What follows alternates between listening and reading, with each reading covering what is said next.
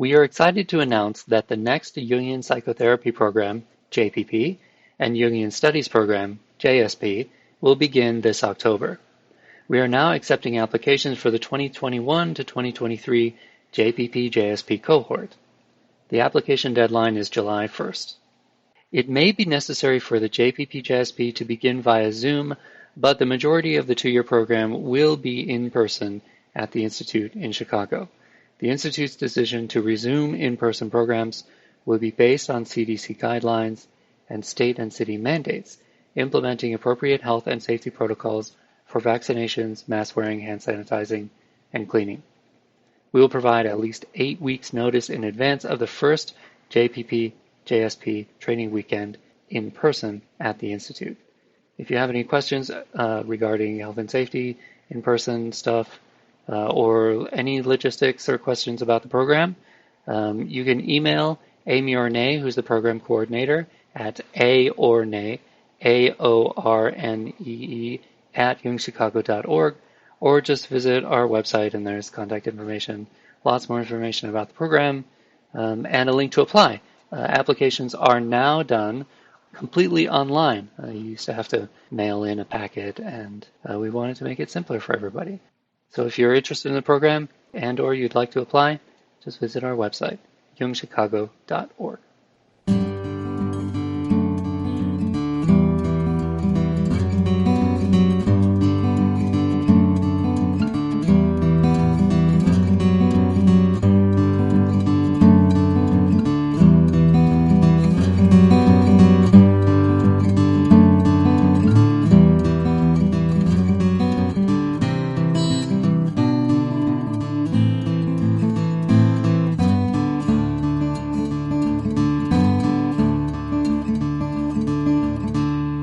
Welcome to the Jung Anthology Podcast. Today's episode is Jung's theory of synchronicity and how it shapes our lives. An interview with Robert Hopcke. Robert H. Hopcke is a licensed marriage, family, and child counselor in private practice in Berkeley, California. Along with his numerous articles and reviews published over the last 30 years, his national bestseller, There Are No Accidents, Synchronicity and the Stories of Our Lives, which he spoke about at the Institute in 1998, and we have a link to that seminar in the show notes, has been popular throughout the world and since been translated into a dozen different languages. Known for his landmark work in Jungian psychology on issues of human sexuality and social justice, such as Jungians and homosexuality, which he also spoke about at the Institute in 1991, and there's a link to that in the show notes. Men's Dreams, Men's Healing, a guided tour of the collected works of C.G. Jung, and The Persona, where sacred meets the profane. He is currently on the clinical faculty of the Pacific Center for Human Growth, where he serves as supervisor, and has been enjoying an active career as translator of works on spirituality and religion from the Italian, including a contemporary American English rendition of The Little Flowers of St. Francis of Assisi.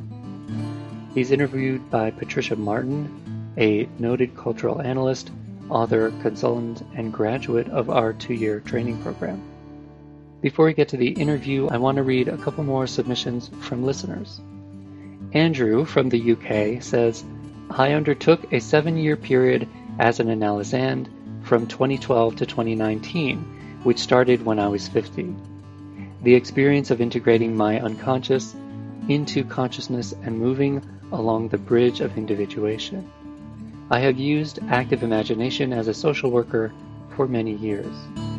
I'm looking to continue the process of individuation to become self and whole. The analytic process was profound and deep and has enabled me to grow towards light and prepare every day for my death. Pete from Virginia says, I hung on every word my sister said. So when she introduced me to Jung and Tom Chetwynd's A Dictionary for Dreamers, it was necessary for the 18-year-old me to follow her lead. Then, when my favorite band released the album Synchronicity, it had to be, well, synchronicity, right? Thankfully, after my hero worship of Sting and my sister faded, my interest in Jung did not, and a dream of spin-off interests like Joseph Campbell, and the Gnostic Gospels ensued. Being so young, my grasp was all very intellectual. I now knew Jung and his work, albeit through others. I still find Jung challenging to read as a primary source. I had found myself, or so I thought. So my work was done here. As a result of the initial interest and passion faded, but would never totally leave me. It continues to spiral back as I've aged. At each stage of my life, his work and the work of other Jungians greets me anew. And so the long COVID-induced walks have coincided with the joy of your podcasts. You could support this free podcast by making a donation, becoming a member of the Institute, or making a purchase in our online store. Your support enables us to provide free and low-cost educational resources to all. So thank you so much to everyone who does that. And now let's get to the interview. Hello, this is Patricia Martin, and I'm a cultural analyst, author, and a professional affiliate at the C.G. Jung Institute of Chicago. Today, I'm with Robert Hopcke. Rob is a licensed marriage and family therapist in private practice in Berkeley, California. Along with his numerous articles and reviews published throughout the world, he's the author of the national bestseller, There Are No Accidents, Synchronicity and the Stories of Our Lives, which has been translated into a dozen languages. Recently, it was followed up by his latest work, There Are No Accidents in Love, Synchronicity and the Stories of Our Families. Welcome, Rob. It's wonderful to have you with us. Great to see you again, Patricia. Thanks for having me on. Oh, my pleasure. So, like so many of Jung's ideas and theories, they're pretty expansive. And synchronicity is one such theory. And I just thought to kind of anchor us, tell us in your mind how you define synchronicity. Yeah, I think that's a great first question, right? Because I think particularly with synchronicity, the concept has sort of entered into common parlance. So, it's not just a technical piece of Jungian psychology any longer, like, Sting and the Police, name an album, synchronicity, everyone thinks they know what it means, right? And so it's one of those things like there are other kind of psychological terms like that, for example, like narcissism, as we come off the last 4 years, or schizophrenia or other things like that, in which the common meaning of the term isn't actually what the psychological meaning of the term is. There's some overlap, but it's all, and synchronicity is one of those. So I'm constantly having to sort of explain it. I mean, most people don't realize that Jung actually created that word. So, I mean, it is C.G. Jung created that word. Carl Jung created the word synchronistic, and synchronicity. He's the one that coined the actual term. So It's sort of like extroversion and introversion. It's the same thing there. People use those words all the time, but they don't realize that Jung himself created those words. So I'm always like Mr., you were holding up the collected works guide that I'd written way back when.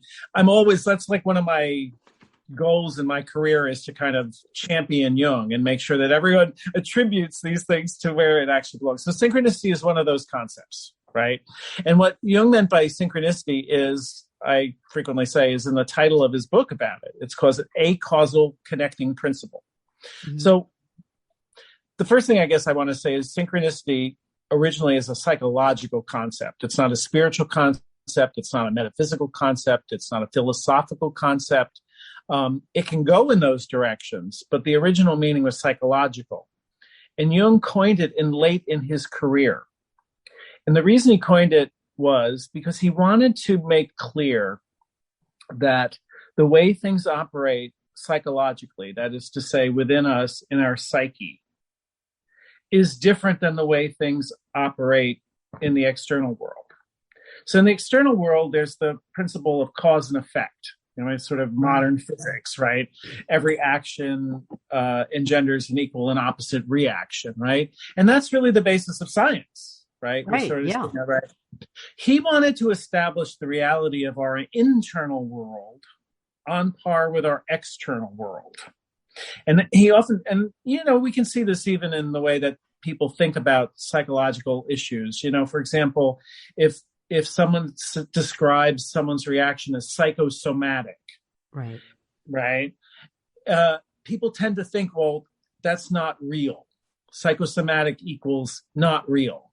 But it's the opposite. In other words, our psyche has a reality and affects our experience of the world. Our subjective reality affects our experience of the world as much as the sun shining through the curtains here or the temperature of the room. In other words, Jung wanted to establish the reality of the psyche as equal in importance to our experience as the external world. So consequently, he came up with synchronicity, an acausal connecting principle, in which he wanted to validate the connections between internal experience and external experience on par with modern physics, in which two external events coincide and interact with one another. So that's a little bit complicated. And the easiest way to kind of explain it the easiest way to explain it is to just call synchronicity the concept of meaningful coincidences. And that's really where the psychological meaning of the term comes. Jung wanted to validate the meaning people give to or spontaneously experience sometimes in the events of their life. And one of the easiest ways to point at that is when a coincidence happens to be meaningful rather than meaningless. Well, how do we judge that? It's entirely subjective, which is often very flummoxes certain people, right?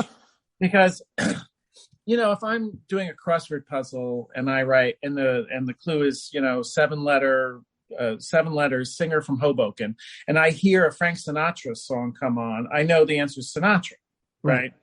Well, that's kind of a cool thing. Or if I'm like thinking of a neighbor I haven't seen in a while, and I just happen to get out, with my mask on these days, right? Get out and go see the neighbor and bump into that neighbor. I'm like, oh, that's an interesting coincidence. Well, those are coincidences, but the coincidences that Jung called synchronistic, examples of synchronicity, are meaningful. And meaningful means they had a direct and transformative effect on someone's life, or were very heavy with emotional reaction and symbolic import for someone. So a synchronistic event would be one in which that coincidence changes the course of somebody's life or changes their internal attitude toward a circumstance or a person in a way that would not have happened otherwise. So I sometimes, when people ask me to sign their books, I always sign, "May your life be enlightened by chance." In other words, these are chance events that intervene that bring us to enlightenment. They're not things we've sought out. They're not things we created. They're acausal. We didn't make them happen. They happened by chance, but they had such deep emotional import or symbolic significance for us that we can't ignore them and therefore have to kind of work or integrate them into our lives, which is why I've written the book. So how people met their partners is frequently a synchronistic event. Obviously if I go on a dating app and I find somebody attractive and I go out with him or her and we hit it off, that's not a chance meeting. Right. But like we'll get to some of the material in my latest book about this, how people met their partners. I looked at the first episode of Chef's Table, and the Italian chef Massimo Bottura and his wife Laura talked about how they met, and they just happened by a whole series of coincidences to share the same shift at the restaurant. She wasn't supposed to be there. He wasn't supposed to be there. And it all happened by chance, and they bumped into one another. And then not only that, but the rest of their relationship was all very synchronistic, completely by chance. They didn't intend to meet one another. They did. And then they tried to get together, and then they were separated by circumstances by chance. He had to go to Italy for an emergency. She was stuck in New York. And then all of a sudden they tried to get back together again. And then all of a sudden a whole series of other circumstances completely by chance happened, and they got back together. It was just sort of like this whole series of events that brought them together, separated them, brought them together, which were completely coincidental, not meant or intended by the person. So this makes me want to ask you, do some people experience more synchronicity than others? They do. Can you conjure this into your life, I guess I want to say? Maybe conjure is the wrong word, but do you know what I mean? Cultivate it? No, definitely. Absolutely. And, that's a frequent question. Because synchronicity isn't about the coincidence itself out there, but more the meaning you or I experience in here. People who are very alive to their inner lives and experience things more deeply and with more insight, experience more synchronicities. Synchronicity is a subjective phenomenon. So I frequently talk about the way in which the same coincidence happens to two different people in the same incident. And one person is synchronistic, and the same incident is not synchronistic for the other person.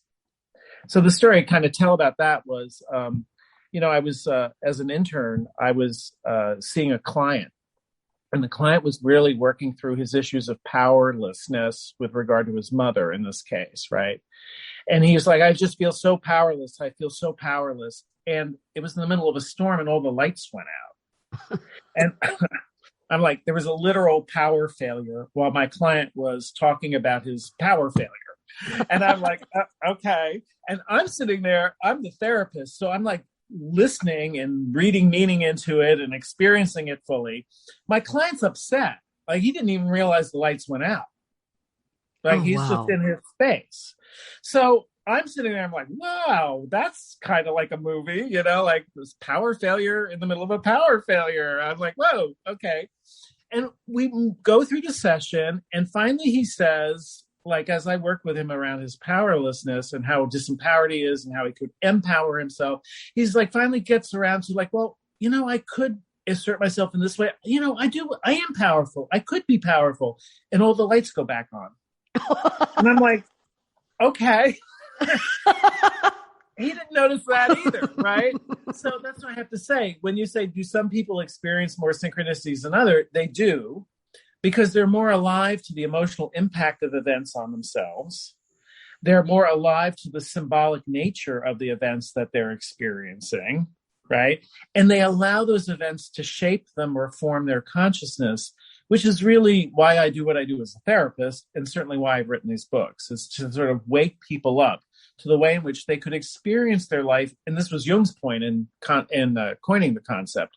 He wanted to coin the concept of synchronicity so people could be woken up to the way in which their everyday experience could be made more meaningful if they allowed themselves to reflect on it in a deeper way emotionally, if they became more alive to the level of symbolism that surrounds them, by which they understand their lives, and they let the story of their life be shaped by the events rather than try to assert their ego and make it this, that, or the other thing. So yeah, no, absolutely. People definitely experience much more those people are great, because those are the people I've interviewed for my books. They're walking around and they're experiencing synchronicities all the time. I have certain friends that are just synchronicity generators. They just, and then there are other people that are just like, no, that never happens to me. And I'm like, we need to sort of open up your inner life. And the more that happens, the more these connections between you and what's going on around you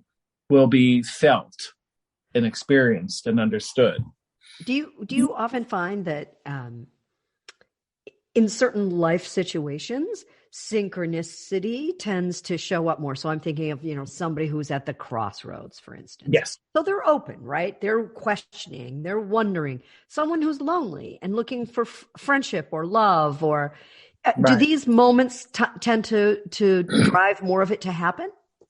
Well, you're quite lovely to ask that question, because that enables me to say one of the few things that I could say is one of my original contributions to this is what I came across when I was researching the first book. I was researching the first book, and Jung came up with those three first characteristics of synchronistic events. They were acausal, the person didn't cause them themselves.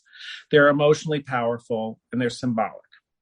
But I noticed when I was hearing these stories that all of these incidents occurred for people when they were in times of transition. Oh. They were in liminal, what we would call liminal places in their lives. Limin means threshold. So they were on the threshold from this to that. Sometimes it was an external situation, as you just said. They're lonely. They're looking for a partner. They are unhappy in their place of employment or their job or their career. They're looking for another career. Somebody is, in the last chapter of the first book, somebody's died, and they're in a transition from being with the person to not being with the person, or vice versa. They're pregnant. They're in a time of transition, So times of transition externally, but also times of transition internally, which were the most interesting things. Like people were in a process of transformation they were largely unconscious of until the synchronistic event or coincidence occurred that brought their awareness to the way in which they needed to move from here to there in terms of their internal attitude. So times of transition are, in fact, the times that are usually the most rich with the possibility of synchronicity. And I'm often sort of like, when a synchronistic event occurs to me, that's the first place I think, oh, wow, like what's my transition here? Like, what am I being moved from to, right? So, right. So I was just joking with you before we started, right? That one of the synchronistic things that occurred between you and me actually was your first interview of me. I had never used this application Zoom before, right? So you're like Zoom, and you're like Miss Zoom expert over there, and I was like Zoom. I'd never even heard of it, right? So I downloaded for our interview, and we used it, and it was pretty ezy. I'd done FaceTime before and stuff like that, and then COVID. Happened. And now we're all living on Zoom. Right. After that interview, I thought to myself, wow, how synchronistic that was. Like, if it hadn't been for this interview, I wouldn't even know what Zoom was. Like, this all was very, very well timed. So that's sort of an example. Like, okay, I need to move from like my technological inexpertise to my technological expertise. And little did I know why. So that's one of those things I was thinking, like, okay, this wasn't just sort of like this strange random chance. There was sort of a place that this had in where I was going that I didn't even know I was going. So yeah, times of transition are a very rich place that people often experience synchronicity. And it often points to the transition. If a synchronistic event occurs, it often sort of points to the transition that people either need to make or have been making or didn't know they were making. Right. One of the things that a very common place, for example, is somebody who has sort of adapted to a problematic or unsatisfying relationship, and they happen to kind of come across someone that just knocks them over. And it's like, oh, I didn't even know I was that unhappy in my relationship until I met you. Or same with the job. I mean, I had a lot of stories in the first book about people who were just headhunted. People out of nowhere came, just calling through, and it brought their awareness to the way in which what they were doing wasn't really satisfying. They needed to do something else in their life. And this synchronistic random event occurred where they came across someone who was complaining. One of my friends got his job and started in his career because he had just bumped into someone whose company had an opening that day. And those two friends got together, and the friend was just complaining about how inconvenient it was. And the other person was thinking, that's a job I could do. Oh, and that's how it just happened by chance. He wasn't looking for another job. He wasn't even looking to get out of his job, but unconsciously he was unhappy in where he was working. And so that's the way in which a synchronistic event raises our awareness to what we might be experiencing unconsciously. Right. Do you ever find that you're having to, in your work as a therapist, kind of connect the dots for somebody about their synchronistic experiences and say, like Harry Potter, I always think of Harry Potter and the letters coming in the mailbox, telling him, pay attention. This is something going on here bigger than you. Sort of draw the curtain to tell us the little secrets of a therapist, right? Here we go, right? What often occurs is that people will project that onto me. So that's what I mean by that is they'll sit down and start telling me the story. And I didn't say anything, right? I'm just sitting there listening, and I'm like, and they're looking, they're like, oh, I know what you're making of that. You think that's a synchronistic event, they say to me. And I'm like, well, I didn't say anything. I'm just sitting here listening to the story. And I'm like, yeah. And of course I do the therapist thing. Well, do you think it's synchronistic? Oh, right. Because they project it onto me, and that's a little bit why I like talking about it. Because, there's a certain, all of us Jungians deal with this. There's a certain prejudice in our very extroverted, thinking-based culture against internal, intuitive, emotional experiences. What's not material is sort of looked at as not real. Yes. And Jung wanted to establish the reality of it, right? So you sort of see that reflected, like the person's already there saying this is a synchronistic event, but they feel kind of embarrassed to sort of say that they made meaning out of their lives, and they can't prove it because it's an internal subjective assessment or experience. So they projected onto me because they're in therapy. They're in therapy with a Jungian. They came to me for a reason, right? I was like, that's right. They didn't just fall through the ceiling in my chair. They sought me out. But that's one of the reasons. That's how that's one of the more classic things that occurs, Or even, one of the things, I wrote an article way back when for the Journal of Analytical Psychology called Synchronicity in Sessions. So synchronistic events that occurred in the middle of a therapy session. Wow. And I took a page out of Jung because the famous story of Jung was that he was sitting there with an Alisand, with a patient who was describing a dream in which she dreamt of a very multicolored scarab beetle that she was holding in her hand. And in the middle of their therapy session, an actual scarab beetle flew through the window and landed, and Jung caught it and said, "Here is your beetle." Wow. And so this is, I've had, like the story I just told in which the client is, talking about their internal power failure and an external power failure occurs in the middle of our session. So that's one of the things that typically occurs in psychotherapy. We're there to open up a certain kind of liminal space for the client, so that what they might just experience unconsciously going through their everyday, we allow them to start to reflect on and experience more profoundly. And they begin to start making the connections that they need to make between what would ordinarily be experienced, the random events of their life. So this makes me think about this, you made the comment earlier about coming to Zoom because I interviewed you for the book I'm writing. Right. And that was a year ago. And when I did that interview with you, and I just wonder if you're noticing any difference in how synchronicity is working in a more digitized culture. Yeah, it's a super question, isn't it? It's just like really a super question.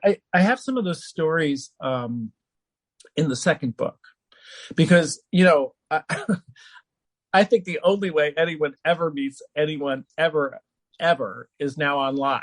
Right. Right. And now, times 100 now with COVID, since none of us are even leaving our house. Right. like we're not bumping into anyone in a bar and we're not going to any parties or anything. So, right. Yeah, there was a number of different stories around kind of once upon a time back in the old days. I have a story in my first book about a friend of mine who actually met her lover because her lover, what happened was her lover had a pretty common Jewish name in New York City. And she met this guy. And so she looked him up on the phone book and she called who she thought she had met, except it was somebody with the exact same name, except it wasn't him. Oh. And the two of them got to talking and they actually ended up getting together. So wow. She called the wrong number and ended up with a guy that she saw for quite a number of years who had the same name as the guy she intended to meet. So that's sort of old style digital crossed signals here, right? So there's that piece of it. Another one is sort of these dating apps, for example. I have this great story in the second book. These two gay men that met on met. I'll say met. They didn't actually ever meet, but they sort of connected online. And what happened was the first time they connected, he was way far away. And then he just sort of popped up again, and he had actually taken a job even closer. And so the person on the receiving end of that was like, this guy keeps getting closer to me. But there were all kinds of reasons they didn't want to kind of connect or date or hook up or whatever they were intending to do. And then what happened was the third time he popped on, and of course there's like this location tracker. The guy ended up teaching at a school literally around the corner from the first guy's house. Wow. Like he was practically on his doorstep. And the two of them finally were like, I think we need to meet, before you end up actually in my house at some point. So that's one of the ways in which synchronicity can occur kind of in a digital age, Mm-hmm. Sometimes it's very interesting. Like another story I'll tell you too is a more personal story. My mortgage broker and a client of mine have very, very similar names, right? So I'm refinancing my house, and I'm meaning to send this financial information to my mortgage broker, except in my email program, my client's name pops up. And all of this financial information gets sent to my client. Oh. And it broke open in our therapy a whole bunch of different issues. It actually moved things along really interestingly, right? Because he didn't look at he knew it was a mistake, and so he maintained my privacy and deleted the email right away. But it brought up like the way in which your therapist isn't perfect, right, which was like a really rich source of exploration for the two of us. There was that. I imagine. Right. And then he, for whatever reason, he had a number of different preconceptions about my life. Mm-hmm. That realizing I owned a home and I was refinancing it, et cetera, blew up. So there was this whole way in which this digital crossed paths, which was clearly a mistake, right? It was a mistake. Ended up moving our therapy forward in a very productive way. It got him past certain preconceptions of who I was. And we actually ended up kind of working it out with one another. It was very interesting. But, the digital world definitely, kind of opens up a whole realm of connections between people that, can be quite intentional. Like you and I, organized and did this interview, or especially these days, with COVID, everyone is, using Zoom and connecting on the phone, et cetera. But, alongside that is the random chance, technology doesn't always work. Sometimes you get the wrong number. Sometimes you send the wrong email to the wrong person. And yet it can be a very meaningful and potentially transformative event if you work with it. That's, right. I guess, that's the bottom line. That was Jung's point in coining the concept. He wanted people to stop sleepwalking through their lives and stop and pay attention to what was happening to them, and not just dismiss a random chance or a coincidence, but really take it inside and explore it and see if it does mean anything. See if it does lead them forward in any way, shape, or form. And so do you find that most synchronistic moments, do they tend to be joy-giving or sometimes just, are they ever grim? They are often, they're very grim, I will say. I mean, I wanted, in the first book, I had to really, I say go to the mat with my editor, because I guess the editor wanted it to be, upbeat. Oh. And, I frequently say to my clients, no one comes to therapy because they want to. If everything is going great, they're not coming into therapy, right? It's always very awkward when I've seen clients and they call back and I'm like, I'm happy to hear from you, but I'm realizing that if you're calling me, things are probably not going to aren't going very well, right? So, the stories where that, when I go into this a little bit more, for example, in the second book in particular, because I think the stories around death or accidents can be really bittersweet or poignant.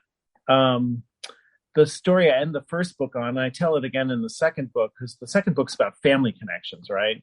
So this woman, this client of mine I saw, her son had a wonderful Christmas break, and on his way back to college here in Northern California, got killed in a car accident. Oh. Right. And so it was really difficult. And she, I don't think there's anything worse than losing a child, and particularly unexpectedly in an accident like this, right? So she was having a horrible, horrible time with it, and, deeply depressed, what we call complicated bereavement, like really a difficult bereavement. And what happened was, months later, she's sitting there at home, just not knowing how she's going to get out of this funk and really feeling kind of quasi-suicidal.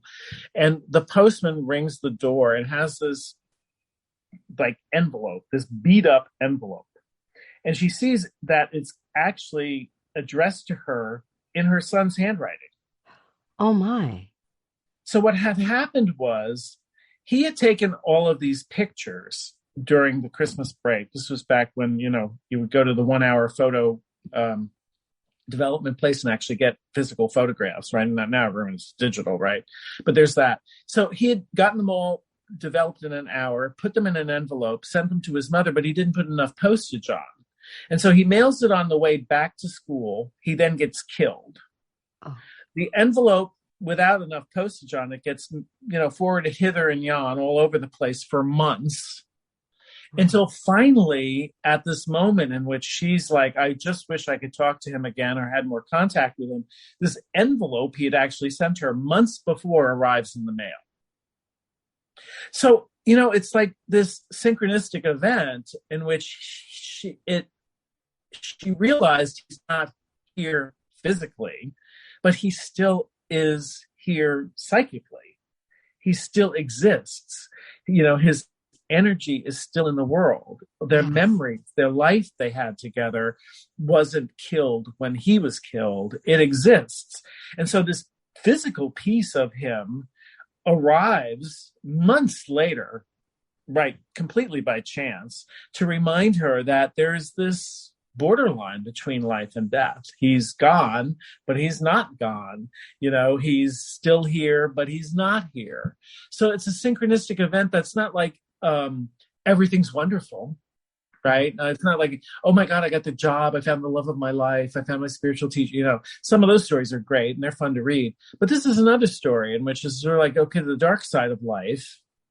Right. Right. Of a child. Sort of the death of a child is sort of underlined, Yes. My husband died 8 years ago. And in the course of his dying process, he died of early onset Alzheimer's. I go into this in great detail in the second book, because there's a family relationship. All kinds of electrical phenomena were occurring around my house the entire time he was dying. It started with the doorbell ringing out of nowhere. The doorbell started ringing. And then I'm sitting there, and all of a sudden, all the lights go off, and then all the lights go back on. And I'm like, okay, he's at the nursing home. At this point, I get up and I'm like, oh my God, he died. I go to the nursing home. He was still alive.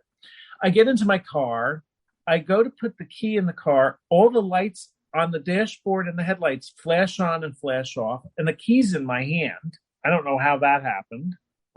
And I was telling people about that. And everyone kind of I think they thought I was kind of loony and losing it, right? Well, my sister came for Christmas. Deep grief. That's deep grief. Right. Or there's the California explanation of it. Like my husband is sending vibes and turning all this on and off, or I'm sending vibes. Right. This is the causal explanation of it. So my sister, who's she's Lutheran minister. She's got a spirituality. She's kind of cool about this stuff. She came and stayed with me for that Christmas. He was still alive, and we're sitting in the living room, and all of a sudden we're hearing monks chanting Gregorian chant.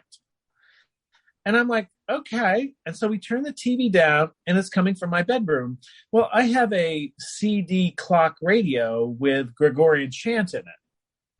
And it had turned itself on in the bedroom. Wow. And my sister looked at me. She said, "You're not kidding, are you?" And I'm like, I know. This stuff has been going on for months. It's like crazy. Lights going on, TV going on, the CD-ROM player had an old disco album in it. Suddenly that turned itself on. It was nuts. I was asleep with the dog in the bedroom. Suddenly lights shining in through my eyes. Somehow the lamp in the living room turned on, was reflected from the bathroom mirror into my eyes. I was just like, it was ongoing. There must have been 15 incidents like this. Wow. How did did it end or did just... Well, what happened was, he died. I had him cremated and I have his ashes. I had this ashes at home here in this beautiful box, right? And it was still all going on. And my Roman Catholic spiritual director, who I see once a month, said, we don't keep people's bodies in our homes. We put them in cemeteries in our tradition. Right? So I actually had his remains interred in the Catholic cemetery, and it all stopped. How interesting. And what I make of it is that, my sister actually pointed this out. She says, we bought this house. It was a fixer-upper in the house I'm sitting in talking to you in. It was a fixer-upper, and he loved doing all of that stuff. And he did all the electrical equipment, all the electrical wiring here in this house himself. Oh. And I thought to myself, like, as he's leaving this life, this man just can't pry his fingers off his handiwork.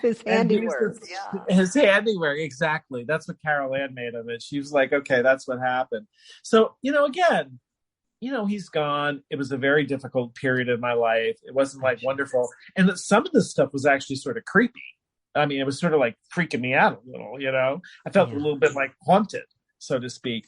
And Jung has a few stories like this in his Synchronicity book about ways in which people who had died came to him either in, sort of metaphysical or paranormal kinds of ways, And so that's an example of how some synchronicities really aren't like hearts and flowers. Sometimes they occur in times of transition that are extraordinarily difficult, if not actually tragic in some ways. But yeah, nevertheless, they happen. So yeah, since then I have had no problems. I'm like, the house, the lights stay off, the TV stays off, nothing gets turned on. I think, he's finally at peace. He's sort of moved on. I think that's that's a causal explanation, of course. The idea is that he is somehow making all of this happen. And so if we stick strictly in Jung's definition, those are sort of random events, like whatever the electrical wiring was doing in my house just happened to be synchronistically associated with this period in which he was dying. Though I don't know what to make of the fact that once he was interred, it stopped. Yes. I'm like, one would have to wonder. And I'm wondering if when you're lecturing and writing articles about the topic of synchronicity, we live in a very data-driven, scientific world. And do you have to field a lot of questions from people who are doubters and, want to peg this as a crackpot idea? Well, yes. I do. Jung did too. Jung was sort of seen as this mystic crackpot for many, many years, really, frankly, until the 80s. Right. He died in 1961, and the Freudians just looked at him like he had lost his mind, and so that was kind of one of the things. Although it's sort of interesting because what's happening now is sort of like, and this is not really my area of expertise, but a man named Bernard Beitman, is a professor of psychiatry, and he has been looking at the connections between modern physics and this concept of synchronicity, right? Because now what's happening in modern physics is ways in which people are beginning to see that actual physical states of matter aren't constant. Things can be particles and waves simultaneously.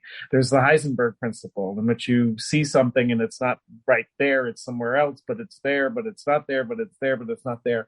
In other words, I think we're beginning to sort of see on a kind of a deep level that what we might have known intuitively, spiritually, or emotionally, that everything is connected in some way that we can't actually physically trace or even perceive sometimes.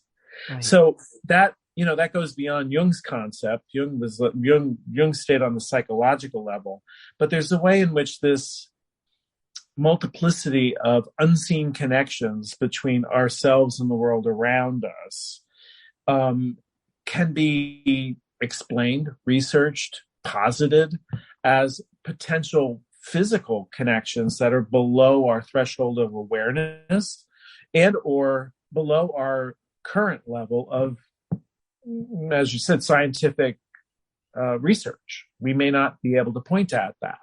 So there may be ways in which I, am, or Paul's release of physical energy creates some actual literal physical effect in the external world that I'm not able to perceive, but I see the results of it and sort of see. Jung was sort of agnostic about that, and Jung was like, okay, well, maybe that's the case, maybe not. It goes to the concept of God too, because like there are original religious explanations for this as well. God made this miracle happen, or this, that, or the Holy Spirit came and did X, Y, or Z. Again, a causal explanation. We stay sort of agnostic about it. It's possible. Mm-hmm. So that's why I have to say, some of the doubters, I say that to them. I'm like, well, it is possible that there are physical causes for what we're experiencing as meaningful coincidences that we just aren't quite aware of yet. And that we might, at some later date with greater instrumentation and awareness, find out, mm-hmm. sort of the unified field theory of physics, So if, let's take this a little further and say, well, if something's rising to your awareness, or it's precognitive in some way, right? Mm-hmm. Yeah. Then, in the end, once it does, you wake up to it, you have enough synchronistic events around whatever this issue or decision is in your life, then the bigger picture has to be something about moving us along to some greater consciousness. Can you talk about that? Yeah. What's the purpose of synchronicity, really, in the end? Well, that goes to the basic concept of why Jung actually coined it, because he kind of felt that, like with our physical bodies, mm-hmm. right? He notices that our physical bodies regulate themselves in order to maintain our survival until some point at which, all the systems break down and we actually physically die. But he looked at physical bodies and it's like, it's kind of amazing, that this, that, or the other thing sort of corrects itself, stays in balance, points thing, basically we correct ourselves. So he said, well, why wouldn't the psyche be like that too? Our own internal emotional or spiritual life has its own arc of birth, development, peak, growth, decline. In other words, it's its own self-regulating system, right?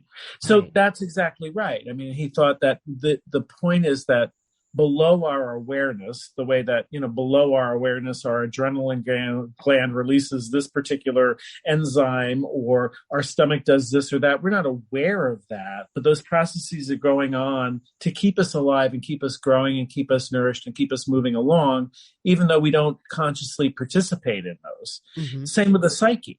And the place that he really points out, which is kind of hard to argue with, is dreams. Oh, sure. Right? Every night we dream.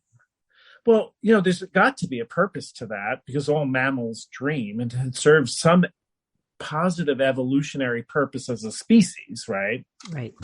And the research they've done on animals shows that they dream species-specific survival behaviors.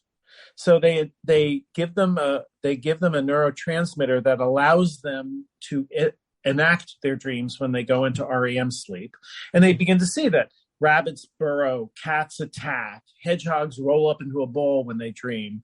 If you look at my little Boston Terriers here, my little Boston Terrier has 3 dreams. He plays, he attacks, and he sucks at his mother's nipple. All species-specific survival behaviors, right? He's able to defend himself. He's able to sort of maintain a social hierarchy, and he's able to receive nourishment. Right. All species. So that's what Jung pointed out. Like, there are ways in which what goes on in our unconscious contributes to our growth and survival throughout our life. And there are points, synchronistic events are one of those points in our lives, in which we become aware of how the psyche is actually moving us along and helping us progress into greater wholeness integration. Sometimes that's in the face of a tragedy, like I was said, sometimes moves us past that piece of tragedy into, a reintegration of our life after the trauma. Sometimes it opens up opportunities that we have been kind of keeping down for whatever reasons and sort of need to be opened up to. Sometimes it brings new people into our lives. That's why I like telling stories about love and relationship and pregnancy, right? Because, every single conception and birth is a synchronistic event. Oh, there's course, like right? millions of sperm. Right. And it's just a complete chance that it happens to fertilize that egg. And that person is completely unique. Like every birth, every single one of us is a synchronistic event by our very conception. Yes. So, it's not surprising to me that in pregnancies, particularly where mothers or fathers or kids, have a complete experience of synchronicity. That's why the whole second book I had all these stories about family connections that were synchronistic that didn't fit into the first book. I hadn't planned for them. So, the second book is, about how two people met, certainly the beginning of a family, all kinds of stories about things that siblings share with one another that they weren't aware of. I had a long story. The stories in the second book tend to be a little bit longer and more sustained because I was like, okay, I didn't need to use 100 illustrations. I already written the first book. So I was able to go into people's stories in more depth in the second book. Long story of two sisters who had a psychic relationship. The one had an experience of what the other sister was experiencing throughout her life, right from the moment of her birth. And the other sister did not. So the psychic experience only went in one direction. And she had, the two of them had so many interesting stories about things that would happen to the one sister that the other sister knew about precognitively, if you want to say it, telepathically. There was that. So sibling stories, the identical twin stories are all very interesting. All the various things identical twins experience together, even though they're separated at birth.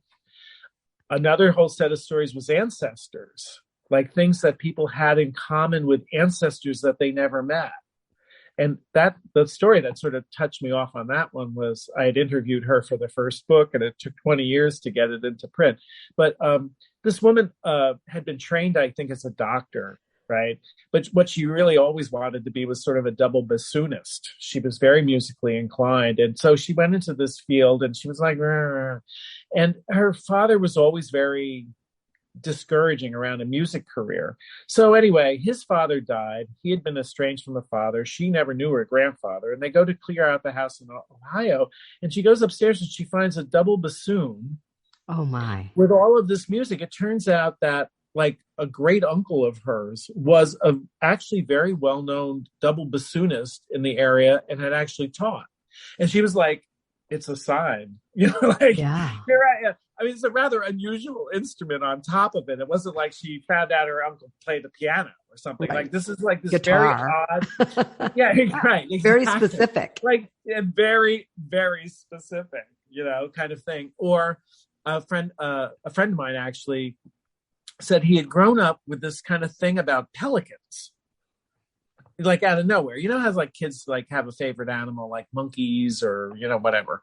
Anyway, his was pelicans. So he was connecting all these pictures of pelicans and stuffed pelicans, etc. So in his late 20s, he does his, as everyone's doing these days, genealogical research. He's researching his background, right? And it turns out that his family had some kind of noble background in Austria or somewhere, and the family coat of arms had a pelican on it. It was like his childhood.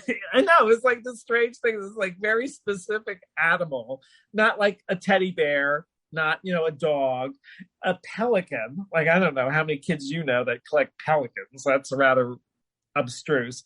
But it turns out that the pelican, and I talk about this some in the dream, the pelican has a whole rich what do I say, complex symbolic meanings within medieval symbology, because the pelican supposedly wounds its own breast to feed its young ones. And there's all this mythology about pelicans, which is why it ended up on the coat of arms, the family coat of arms that my client didn't even know was on the coat of arms. And yet there's this pelican. So I thought it was very interesting, like the things that we have in common with our ancestors that somehow you can't explain it through genetics. There's not a pelican gene, that you can say you've got passed down through the family. It's wholly synchronistic, Yeah.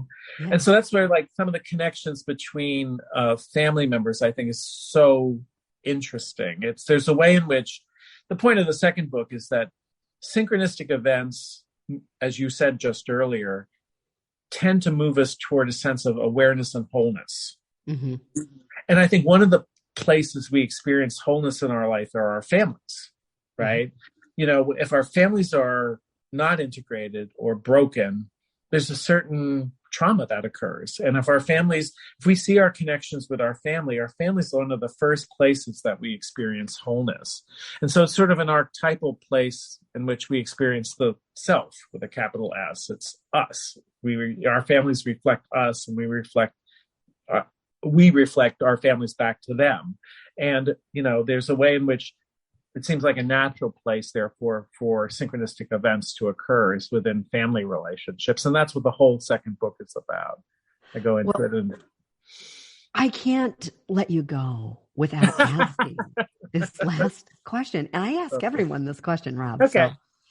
So I know you had a really interesting young career as a therapist and a young writer. I mean, you started writing in your 20s.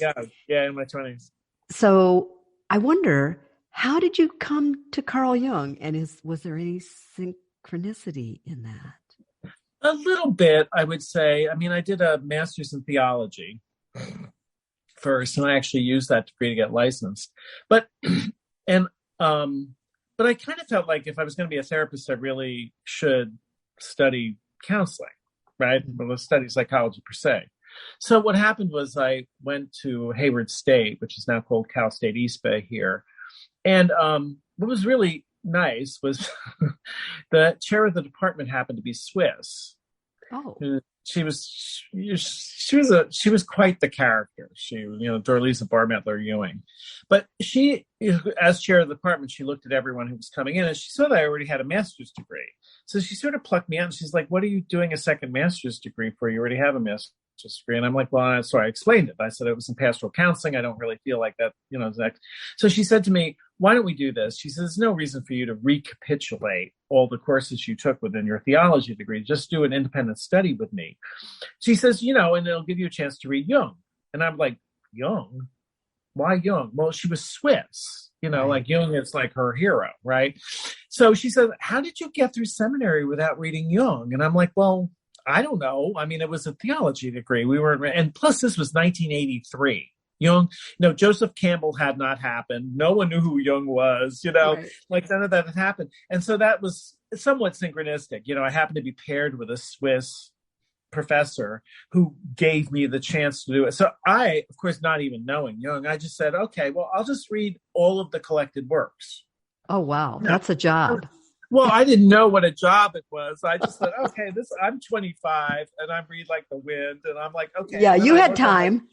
I'm like, oh my God, there are 18 volumes of this. I'm like, okay. So it did. It took me 2 years to read through the collected works. And, it's why I wrote the guided tour of the collected works, because I wouldn't recommend that anyone do it the way I did it from volume 1 to volume 18. I thought it was ridiculous, but somewhat synchronistic. I just happened to be paired with a Swiss advisor. If I had not been paired with that Swiss advisor, in all likelihood, I would not have read Jung, because all of my original training was very psychoanalytic, and they were very anti-Jung. They were very like, Jung is a crackpot, and, he rejected Freud, and, there was all of that stuff going on. So yeah, somewhat synchronistic, I will say it was a matter of chance that I ended up being who I am professionally. So that's wonderful. This has been one of the most exciting enriching, wonderful podcasts we've done here at the Institute. And I thank you from the bottom of my heart. It's always a pleasure. Oh, you're wonderful. And so thanks again. I'll let you take your Analysan now, because I know you ran late, but you were so delicious. It's okay. I'll talk to you soon, honey. Bye-bye.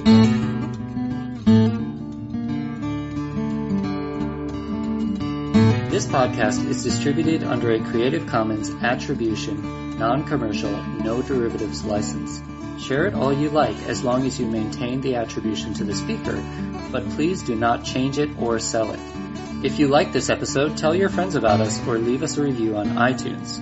For more information about classes, training programs, videos, audio, this podcast, or to find a Jungian analyst near you, visit our website, www.jungchicago.org. Thank you to the 2020 donors who gave at the supporting member level and above: Barbara Annan, Usha and Ashok Bedi, Jackie Cabe Bryan, Eric Cooper, Judith Cooper, Kevin Davis, George J. Didier, James Fidelibus, John Korolewski, Marty Manning, Dyane Sherwood, Deborah P. Stutsman, Deborah Tobin, Alexander Wayne and Lynne Copp, Gerald Weiner, Karen West, and James Taylor, and Ellen Young. And thank you to everybody else who gave at that level but wishes to remain anonymous.